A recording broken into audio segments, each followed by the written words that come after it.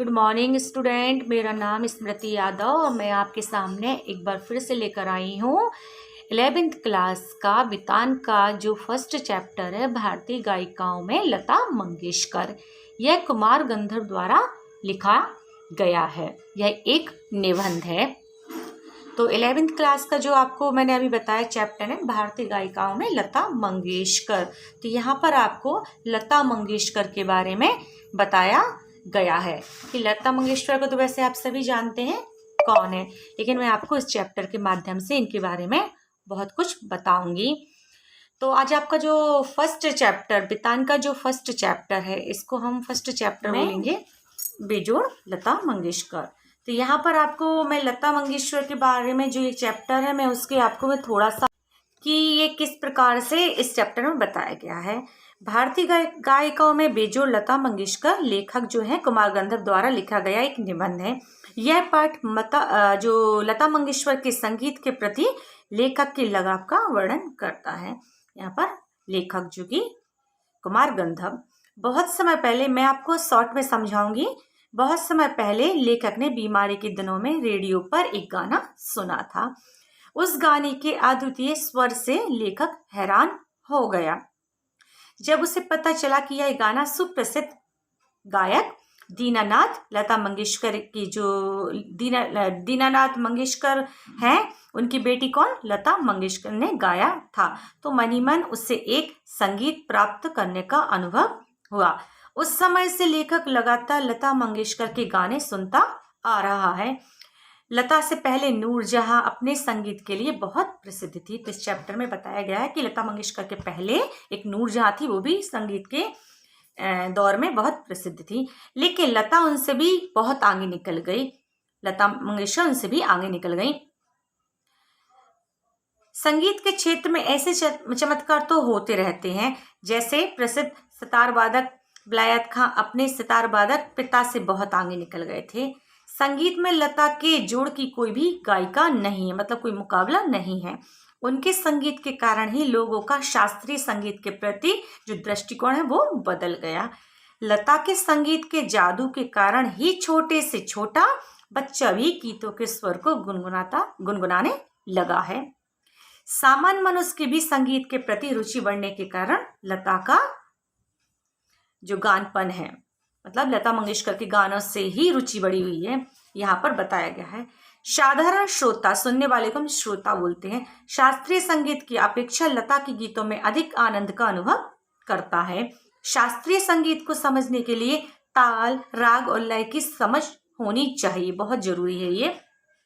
मनुष्य को तो संगीत की वह मिठास चाहिए जो उसे आनंद की प्राप्ति दे। संगीत में माधुर्य हो, मनुष्य उससे सीधा जुड़ पाता है अगर हो। लता की आवाज में स्वरों में निर्मलता है। नूरजहां एक अच्छी गायिका थी, लेकिन उनके स्वरों में मादक उत्तान था। फिर यहाँ पर बताया गया है कि जो लता मंगेशकर है ना, लेखक के अनुसार बताता है कि उनके संगीत निर्देशकों द्वारा लता की आवाज की जो निर्मलता का जितना उपयोग करना चाहिए उतना किया नहीं है। लेखक को लगता है कि यदि वह संगीत निर्देशक होता तो वह उनसे कठिन से कठिन गीत गाने को देता। लता के गाने की एक विशेषता यह भी है कि गीतों को दो शब्दों के अंतर स्वरों का इस प्रकार उपयोग करती हैं कि वे एक दूसरे में खो जाते हैं। यह काम बहुत कठिन है, लेकिन लता इस काम को बहुत ही आसानी से कर लेती हैं। लेखक कहता है कि लता के करुण रस के गीतों पर पकड़ कम है। करुण मतलब जो थोड़ी सी दुखी।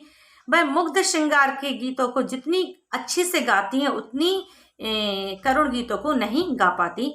लेखक को लगता है कि संगीत निर्देशक उनसे ऊंचे स्वरों की पट्टी में गीत गवाते हैं, पर उनके गायन का दोष नहीं है, यह संगीत निर्देशक का यह कहना कठिन है।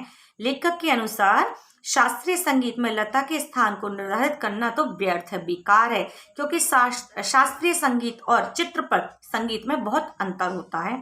शास्त्रीय संगीत स्थायी भाव से होता है और जो चित्रपट संगीत होता है वो चपलता के गुण के कारण धारण करता है। उसका गुण, किसका गुण? चपलता का गुण। चित्रपट संगीत गाने वाले को शास्त्रीय संगीत का ज्ञान होना भी आवश्यक है। वह ज्ञान लता को है। 3 घंटे तक शास्त्रीय संगीत की महफिल में बैठना और 3-3.5 मिनट के चित्रपट संगीत को सुनना, दोनों में एक सा आनंद मिलता है। दोनों प्रकार के संगीत में एक अंतर होता है, एक ही, कौन सा? श्रोता को आनंद प्रदान करना। संगीत के क्षेत्र में लता का स्थान खानदानी गायक के समान है। लता 3 घंटे की महफिल नहीं कर सकती, लेकिन उनके 3 मिनट के गीत को कोई प्रथम स्थान का गायक उस ढंग से भी गा नहीं सकता जैसे लता गा सकती है। लेखक के अनुसार चित्रपट संगीत ने तो लोगों के कानों को मधुर संगीत सुनाकर सुधार दिया। यह सच तो यह है कि शास्त्रीय गायक संगीत के क्षेत्र में अपना एक अधिकार चाहते हैं। उन्होंने क्या किया है? संगीत से अपनी हुक्मशाही पर खतरा डाल दिया है। बदलते समय के साथ श्रोता को शुद्ध नीरस शास्त्रीय संगीत में रुचि नहीं रही, वह सुरीला और भावपूर्ण संगीत चाहता है। संगीत के क्षेत्र में वह कांति चित्रपट का संगीत ही लाया है। चित्रपट संगीत में बहुत कुछ नया करने की गुंजाइश है। चित्रपट संगीत में शास्त्रीय, रागदारी, राजस्थानी, पंजाबी, बंगाली आदि जो प्रदेशों की लोक गीतों का बहुत उपयोग किया जाता है। इसके माध्यम से लोगों को देश की संस्कृति की भी जानकारी मिलती है। सही बात है ये बात कि जहाँ का गाना होगा वहाँ में संस्कृति का भी पता चलता है। जो संगीत के क्षेत्र में प्रतिदिन नए प्रयोग हो रहे हैं, जिससे यह क्षेत्र अधिक विकसित हो रहा है। ऐसे चित्रपट संगीत की एकमात्र सामग्री तो सिर्फ लता जी ही हैं। इस क्षेत्र में और भी कई पार्श्व गायक और गायिकाएं हैं, लेकिन लता जैसी लोकप्रियता किसी को नहीं मिली। संगीत के क्षेत्र में एक राग भी अधिक समय तक नहीं टिक पाता, परंतु लता आदि से अधिक शताब्दी से इस क्षेत्र में अपना स्थान बनाए हुए हैं। यह एक चमत्कार ही है जो कि लता अपना गाना भारत में नहीं विदेशों में भी पसंद किया जाता है। लता का गाना पसंद किया जाता है। और फिर हमने देखा भी है कि जो ये चमत्कार है ये भारत में नहीं विदेशों में भी पसंद किया जाता है। ऐसा कलाकार शताब्दी तक शायद एक ही होता है। यह हमारा भाग्य है कि हम उसे अपनी आंखों में घूमता फिरता देख रहे हैं। तो यहाँ पर लता मंगेशकर के बारे में बताया गया है। यहाँ पर आपको अंतर है जो आपको देखना है। इसके साथ ही मैं इस वीडियो को यहीं समाप्त करती हूँ। आज के लिए इतना ही। धन्यवाद।